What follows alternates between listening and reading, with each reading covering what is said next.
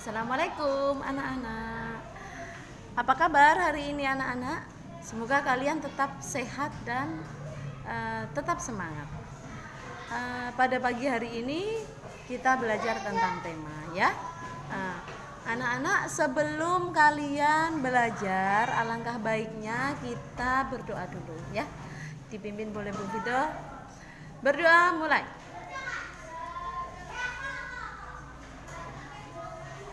Selesai. Hari ini kita belajar tentang tema, yaitu tema 3, peduli terhadap makhluk hidup. Nah, memang bukunya belum Bu Fido bagikan. Besok anak-anak membawa buku tema dan dikumpulkan tema 1 dan tema 2. Nanti dibagikan buku tema 3-nya ya. Nah, kemudian hari ini kita belajar tentang tema 3, yaitu peduli terhadap makhluk hidup. Nah, karena belum ada bukunya, kalian simak aja di sini dulu ya, nggak apa-apa. Anak-anak, ini kita belajar subtema 1, hewan dan tumbuhan di lingkungan rumahku. Pembelajaran 1. Nah, hewan dan tumbuhan di lingkungan rumahku itu ada apa saja? Nah, tentunya banyak sekali ya. Nah, sebagian besar, coba kita baca dulu ya. Sebagian besar masyarakat Indonesia mengkonsumsi nasi sebagai makanan pokok. Apakah kamu tahu bahwa nasi berasal dari beras dan beras berasal dari padi? Mari kita mengenal padi. Yuk. Nah, dengan membaca, kalian nanti membaca ini, mungkin kalau sudah di-share dan di YouTube, di-upload videonya Bu Fido ini di YouTube, itu agak kurang kelihatan. Nanti saya kirim screenshotnya ya, anak-anak, agar membantu kalian tetap belajar di rumah. Nah, kita membaca bareng-bareng. Padi adalah tanaman yang sangat penting di Indonesia. Padi menghasilkan beras. Banyak penduduk Indonesia yang mengkonsumsinya. Padi tumbuh di daerah panas dengan curah hujan tinggi. Daerah utama penghasil padi adalah Jawa Barat, Jawa Timur, Jawa Tengah, Sulawesi Selatan, dan Sumatera Utara. Karawang, Jawa Barat dikenal sebagai lumbung padi nasional. Pertumbuhan padi dibagi menjadi 3 tahap besar. Pertama-tama benih atau biji. Benih atau biji padi dimasukkan ke dalam karung goni dan direndam 1 malam di dalam air mengalir supaya perkecambahan benih terjadi bersamaan. Nah, selanjutnya benih-benih ini ditanam di lahan sementara. Saya perbesar ya anak-anak. Bibit padi telah siap dipindahkan ke sawah. Biji atau benih tadi akan tumbuh berkecambah hingga muncul ke permukaan. Bakal akar dan tunas menonjol keluar, lalu batangnya memanjang. Petani juga memberi pestisida dan pupuk pada tanaman ini. Selanjutnya, tanaman padi berbunga hingga gabah matang, berkembang penuh, keras, dan berwarna kuning. Gabah adalah bulir padi yang terbungkus dalam sekam atau kulit padi. Gabah ini nantinya yang akan dijadikan benih lagi. Tahap pertumbuhan padi berlangsung antara 110 hari hingga 130 hari.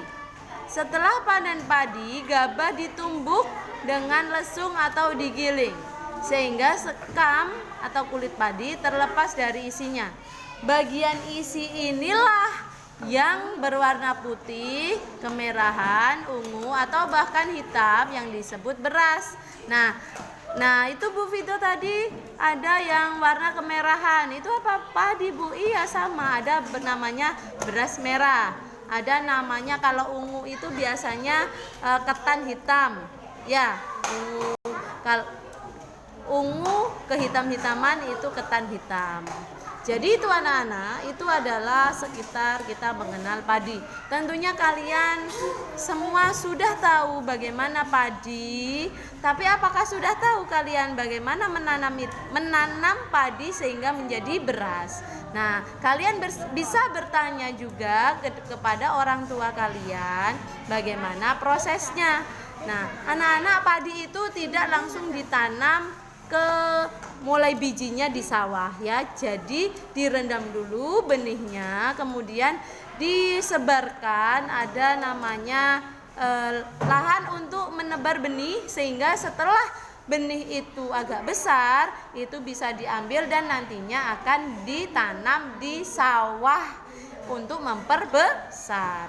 Kenapa padi itu tidak disebarkan saja kemudian dibiarkan? Nah, itu nanti akan berpengaruh terhadap pertumbuhan. Nah, karena tumbuhan itu juga memerlukan ruang dan pencahayaan, jadi tidak bisa berhimpitan hidupnya. Seperti kalian tidak mau berhimpitan kan jika kalian hidup. Nah, itu sama saja ya, membutuhkan suatu ruang untuk hidup dan geraknya. Nah, coba anak-anak nanti ini silakan kalian jawab nomor 1 sampai 5. Kemudian anak-anak di rumah dengan bantuan orang tua menggambar ini di buku ya. Nah, kalian sudah belajar tentang bagaimana padi tumbuh. Silakan diagram ini isilah diagram berikut dengan gambar. Jadi pertama-tama diisi apa? Terus kedua, ketiga, ya anak-anak. Nah, nanti jangan lupa kalian berdiskusi dengan orang tua kalian. Apabila kurang paham, silakan menghubungi Bu Fido ya. Nah, kemudian anak-anak silahkan menulis ini karena ini penting juga. Nah, ini apa? Nah, itu adalah cara bagaimana agar padi bisa tetap dapat dinikmati oleh masyarakat Indonesia. Nah, dengan cara 1, menjaga bibit agar dapat ditanam kembali, menjaga lahan pertanian, jangan sampai lahan pertanian itu digunakan untuk kebutuhan lainnya, misalnya dijadikan untuk bangunan.